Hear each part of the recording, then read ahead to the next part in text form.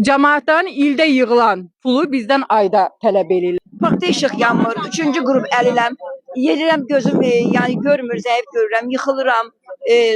Nəyə görə mən 150 manat pensiya alıram, kommunalı ödəyə bilmirəm. Mənə o 45 manat özü 3 ayını birdən ödə. Mən onu necə ödəyə bilərəm? Yəni gücüm çatmır. Kommunal kartımızı versinlər, ödəməyə mən də hazıram. Amma o qədər miqdarda deyil. Heç kimin burada, heç bir bacı qardaşımızın gücü çatmır. Burada elə qardaşlar var ki, işləmirlər. İnanın ki, onların evlərində elə bir insanlar var ki, heç onların evində aylardan ət girmir. Mən bunu həqiqətən, yəni bildiyim üçün deyirəm.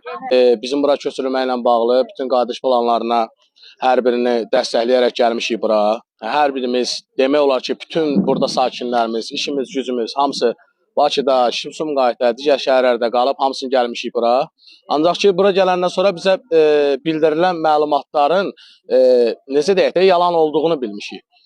Köçmüşük bura, iş təminatı yoxdur. Düşünürsünüz, elə bilirsiniz ki, biz burada Novostroykada yaşayırıq və həmin Novostroykaların ödənişlərini burada eləməliyik. Mən bura dədə-babamın yurduna köçmüşəm. Mənim adımda 2 dənə şirkət var. 2 gündən bir mənim vergi xidməti mənə yığır ki, sənin verginə borcun var. Mən vergiyə borcum var, amma burada heç bir fəaliyyət göstərə bilmirəm. Yəni bunları heç kəs düşünmür. İl yarımdan çoxdur ki, 2 ilə yaxındır ki, mən burada yaşayıram. Ancaq ki, heç bir fəaliyyət göstərmirəm. Bütün Füzuli sakinləri adından deyirəm ki, yəni burada yaşayırıq biz, kommunal ödəməliyik, tamam biz kommunalı ödəyirik. Ancaq ki, yəni isti su belə getdi, nə bilim, lifti pulu belə getdi, zibil pulu belə getdi.